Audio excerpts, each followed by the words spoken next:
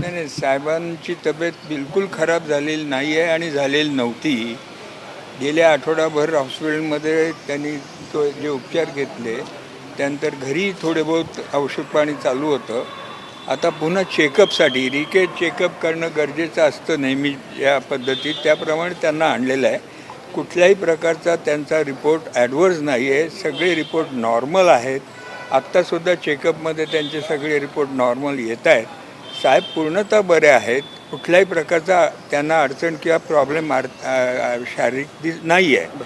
फक्त विश्रांती आणि रिचेकअप या 2 गोष्टींसाठी ते आता इथं ॲडमिट झालेले आहेत. आज डिस्चार्ज मिळण्याची शक्यता आहे साहेबांना. सकाळी तुम्ही बरोबर होतात, काही बोलणं झालं तुमच्या साहेबांशी? नाही, साहेबांशी बोलणं झालेलं नाही, कारण साहेब माझ्या पुढं आले, लगोलग मी त्यांच्या मागे आलो आणि रुटीन चेकअप आहे. ते ठरलंच होतं की 1-2 दिवसांनी आपल्याला हॉस्पिटलला जाऊन रिचेकअप करायचं आहे.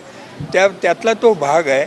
याच्यामध्ये कुठलंही पॅनिक व्हायचं कारण नाही. लोकांना मी सगळ्या प्रेमी मंडळींना सांगतो की साहेबांना फक्त आणि फक्त चेकअपसाठी ठेवलेलं आहे. त्यांना कुठल्याही प्रकारचा काहीही शारीरिक त्रास नाही. ट्विट केलं हायड्रेशन झालंय, डिहायड्रेशन झालंय असं? नाही, असं काही नाही आहे. नॉर्मल आहेत, सगळे व्यवस्थित चाललेलं आहे, कुठलाही प्रॉब्लेम नाही.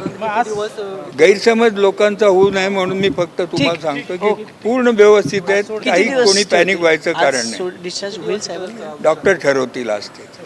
ठीक आहे, ओके, थँक्यू.